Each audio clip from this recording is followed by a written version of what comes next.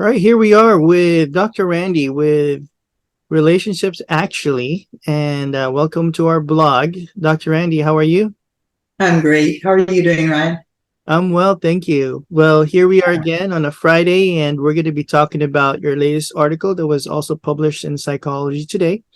And Uh-huh. the title is The 11 Most Desirable Qualities of Successful Partners. So, Dr. Yeah. Randy, tell us about this article. Well, having been in this profession, career, dedication, devotion, almost a half century now, I've had the opportunity to go through all the different changes in relationships that have happened so dramatically over these past years. And people who date often, or people been dating a while, they pretty much have a bunch of boxes they check. This has to happen, this has to happen, this has to happen. And hopefully they also have boxes that are what you might call, I can never deal with this. I can never accept this. Like I want children, somebody else doesn't. That's just a no-brainer. Or maybe somebody has to do that around religion, or maybe they have to do that in politics. But they have some boxes. But those boxes mostly have to do with what a person has done, or what a person thinks, or what similar goals they have. So it drops into something called compatibility. Are we compatible? We have the same dreams. Is this person financially independent? And they're important boxes, but they are not boxes of who a person is. They're boxes of what a person has done. And so very often, two people that would seem very incompatible get along wonderfully. And people who are incompatible or compatible don't get along. They just don't. They just don't find anything wonderful in each other. So I have made it a sort of a study to observe what are the qualities of people, of a person's core, that seem to make those people just get along with everybody. Not people that need to be approved of, not people that just do whatever somebody wants, people that just everybody wants to be around them. They just seem like they're in love with life. I don't know how else to put that. And this is hard to do, obviously, in a short time, because each one of these I could talk about for an hour, every single one of them. But I'll try to go over them at least a little bit, so people can get a taste of what I'm talking. These are the qualities that are at a person's core, which drives them to do whatever they do in their lives, and they're consistent. So let me sort of go over them briefly. And if we need to just, go into any one of them deeply, we can do it on a different podcast. Sure. The first one is humility. Some wise person has once said to me that the root word for humility and for humiliation is being on your knees. So when you're pushed to your knees, you're humiliated. But if you stay on your knees, just loving and appreciating the blessings of life and looking always to learn more from a place of humbleness, you're more than likely to have one of these really rich and important qualities. Just humble people. They just don't take things for granted. They look at the blessings of life rather than what life costs them. So that would be number one. The second one is just plain fairness.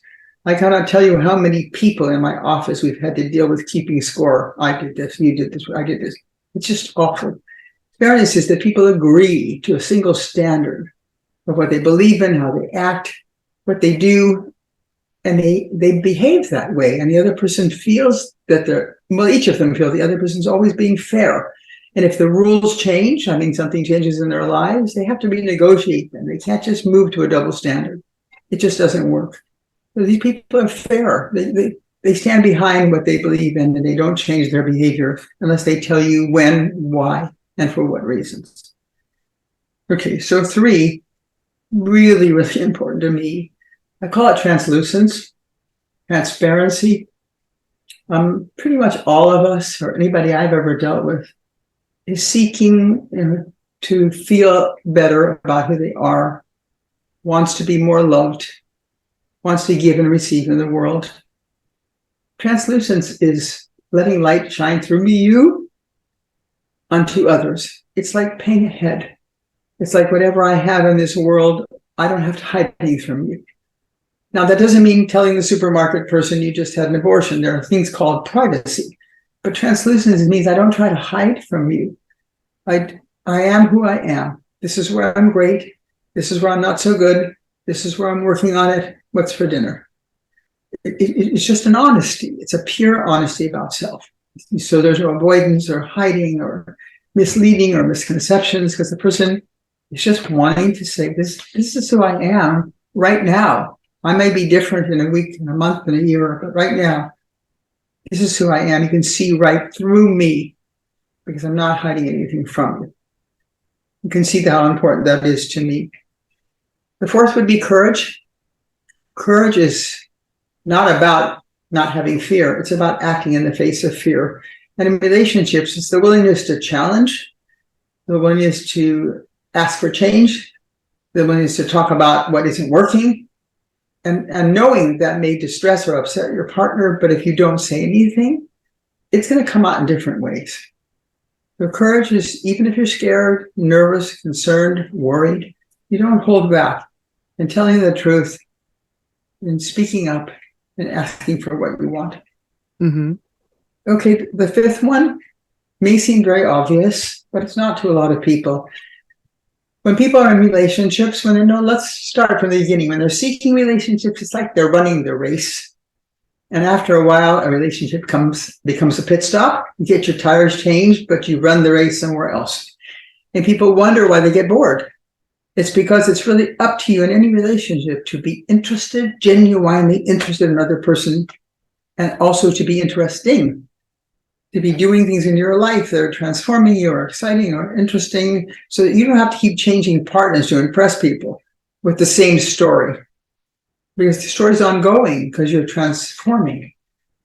And all people that are in good relationships, if you talk to them 1 year apart, you don't hear the same thing. You hear something new, something always that they're interested in, excited about, pursuing. Okay, so that would be number 5. Then we talk about something called resilience. Now, there are people that are born with more resilience than other people. They just, God bless them, bounce back.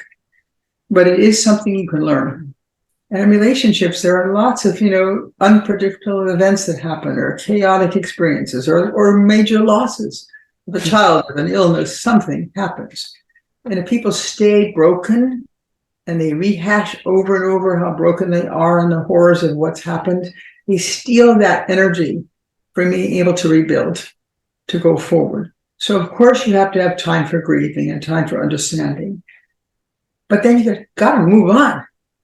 You've got to move on, because otherwise, as I said, all your energy is being stolen by the past. And you have nothing to pursue a different kind of future, so the past defines your future for you. Mm-hmm. So that would be resilience. And then, God bless, accountability. You do something wrong, just admit it. Talk about how you're contributing to a situation going wrong, not the way it's always somebody else's fault. Just whatever another person says or feels or does, that's how they feel. And you say, I need to be honest about what I've contributed. How have I messed up this situation? And you'd be surprised how many people get defensive, or they run away, or they hide, or they flip it and blame the other person. They just can't stand and say, you're right. What I did was wrong. That's, again, a whole chapter in itself. The 8 would be humor. And I put a disclaimer on humor, because humor takes 2 directions. One, it is a beautiful way of lightening up a situation.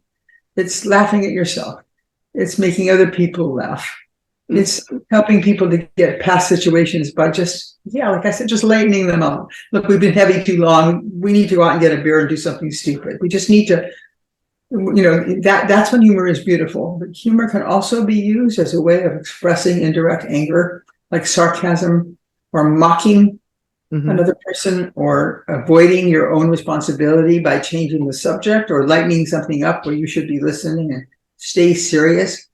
So humor is very important because it can bring that quality of, we need a break. We need to just pay attention to what's funny or silly or stupid, but it also can be a weapon of total hurting people when it's used inappropriately. Mm-hmm. So people have this quality of humor, they use it absolutely appropriately. The next one is another one of my favorites. I call it nurturing. Human beings are always all the ages they've ever been in front of you. They're not just grown up, they're not just 50 or 30, they're also 2 or 4, and a phrase or an action or a place or an odor or a smell can bring back not a memory, but actually can regress a person to experiencing life again that way. Mm-hmm. So nurturing people make room for a haven to allow another person to feel safe and welcome and understood. They may not agree, they may not see it the same way, but if a person regresses and just needs warm arms around and then just for a little while, forgiveness and peace, people have that quality. They can say, you're okay, take a break. I can handle things. You're safe. And every couple needs to know they can count on that in their partner when they need it. It's not consistent. It's just at times. If you can't cry in somebody's arms, you don't feel safe with them. So that's the way I define nurturing. Only 2 more to go. The next one, which I think is incredibly important, is called chivalry. Most all relationships are transactional. I give to get. Human beings need that. They don't get, altruistically, maybe for short periods of time. Yeah. It's like they give to look good, or they give to avoid being hurt, or they give to get something back, or they give because that's the right thing. Somebody told them to do that. But there are times in every relationship where you have to take that from another place. It can't be transitional. There's a situation which requires you to be chivalrous, which means to give without any expectation or need of reciprocity. And the people that I'm talking about have that capacity. They can go there. It would be like staying up all night for a mother with a baby with a fever who's vomiting and pooping all over the place and really sick and has an earache. You're up all night and the baby finally, the fever breaks, and you clean them up and you put them in fresh clothes and you lay them in your bed. You're exhausted, but you don't feel the least bit like you need anything back from that baby. You were just happy to serve. But you have to take that from a different place. It's not typical of people at all times. Okay, the last one is a comfort with self. Have you ever been around a person who just seems really content? It's not that they haven't suffered. Mostly they have. It's not that they haven't faced obstacles. Mostly they have. But it's not that they're looking for happiness, because that's fleeting. They're looking for a sense of just, I don't want to be anyone else but me now in this world, because what I'm looking at is what's great, not the next thing that I'm going to have to suffer from. And of course, there are people in horrendous situations that have every right in the world to feel bitter or to be angry or to be hurt. But I've seen people in terrible places still be able to have the sense, something que sera, sera, it'll be, it is what it is, and we'll get through it somehow. And with that conclusion, I so heartily recommend a book that was written several years ago by a young doctor in his late 30s who died of a brain tumor. He was this remarkable human being. The book is called When Breath Becomes Air. And he is in his 8th year of neurosurgery. He's just brilliant, beloved, adorable, married, has a little baby. His father's a doctor, his brother's a doctor. He's just on his way to having a phenomenal career. And he gets this diagnosis of an incurable brain tumor. And somebody says to him, don't you ever think, why me? And his answer is, why not me? It's random, So those are the 11 qualities that, for me, stick out and absolutely define the kind of a human being that pretty much everybody wants to know. And you can't have them all, and you can't have them all at all times. I'm not talking about perfection, but you can strive for them. You can become better at any one of them just by practicing them. Yeah. Does that make sense, Ryan?